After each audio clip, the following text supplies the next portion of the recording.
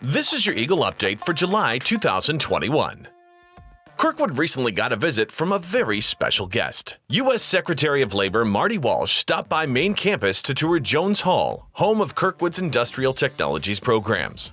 The stop was part of a push by Secretary Walsh to promote the American Jobs Plan, which includes $12 billion in funding for community colleges to improve infrastructure and technology for the two-year institutions. On the visit, the Secretary toured various labs, including the HVAC, plumbing, and welding labs, where he spoke to faculty and students about their work in class and job prospects after graduation. He also toured the Advanced Manufacturing and Robotics Technology Lab that included a demonstration of the equipment that students learned to use. The tour wrapped up in the Energy Production and Distribution Lab and showed him an up-close look at the workings of a wind turbine. Following the tour, Secretary Walsh sat down with school administrators, apprenticeship participants, and local politicians in a roundtable discussion to talk about workforce issues facing Iowans and the country. When the visit was over and he had learned about how crucial Kirkwood is to the workforce, he said, quote, "I was super impressed with that school today." Construction on the new Student Center in Iowa Hall is ongoing, and the building is beginning to take shape. With such an exciting project, many may be wondering about the building's progress so far. Well, Kirkwood Vice President of Student Services John Boozy recently gave a tour of the construction site, and here are a few highlights. So one of the really neat things about the space that you can't see today is the intention we've placed on community space and creating space for students to have anchors and points where they hang out and stay. And what you're looking at here is ultimately going to be some cafe booths with a lot of great technology. You can already see it in the floor. Every one of these booths will be wired with all kinds of different technologies so students can plug and play, charge their equipment, hang out, have a cup of coffee, or study, or take a nap. So here we're in the big meeting room space. This is actually quite a bit bigger than the previous meeting room space we had in Iowa Hall, which used to be up on third floor. The area over here to the right, we like to call this the garage door because it is in fact a garage door.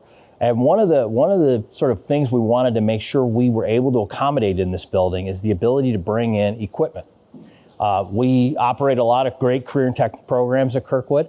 I'll give you one example. In our agriculture program, we work on tractors and we use tractors.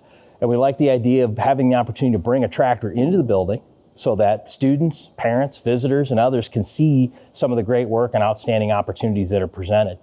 We think this is really a dynamic way to recruit new students into career programs and to showcase all that we offer at the college.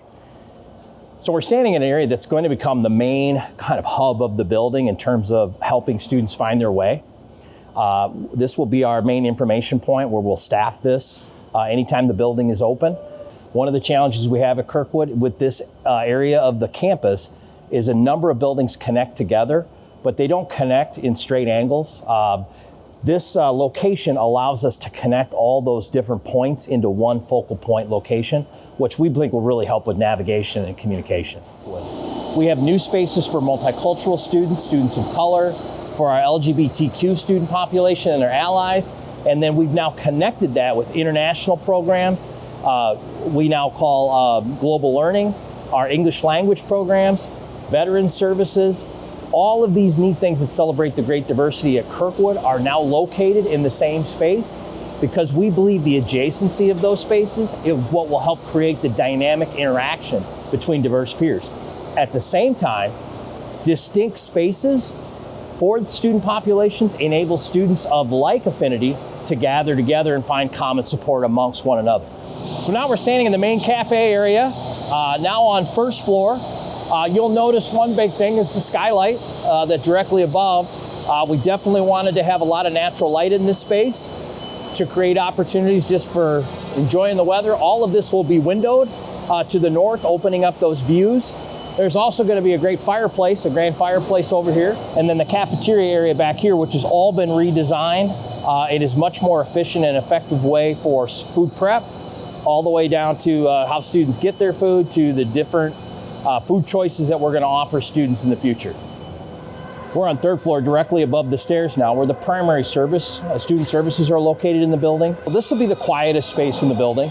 It's intended for things like academic study, career counseling, personal counseling, academic advising, financial aid and enrollment related questions, veteran services, all located in one spot.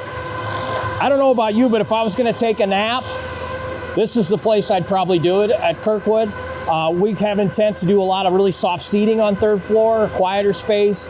You know, some of our students work all night and they have classes in the morning and they need some time to sleep. We wanted to think about that as we designed the space and think about furnishing. Third floor would be a great place not only to study and get some resources, but also just to chill out and take a nap and enjoy the view. Construction on the new Student Center is scheduled to be completed in 2022. This has been your Eagle Update for July 2021.